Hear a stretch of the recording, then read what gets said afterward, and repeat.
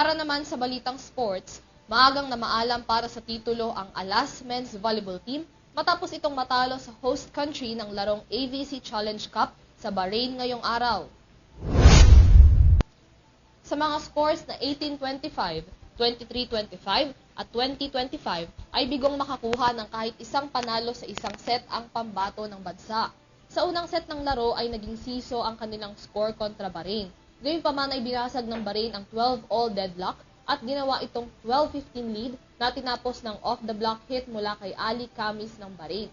Sa kasamaang palad, natiling malaki ang kalamangan ng score sa second set ng laro sa likod ng pinagsamang mga laro ni Owa Retamar, Mark Espejo, Jao Umandal, Kim Malabunga at Jade Disquitado. Tinangka ni Malabunga na alisin ang momentum mula sa Bahrain, ngunit sina Hassan Haider, Abdullah at Sayed ang nagtapos sa Pilipinas at isinara ang pinto. Samantala, nakatuon naman ngayon ang Pilipinas para sa classification stage.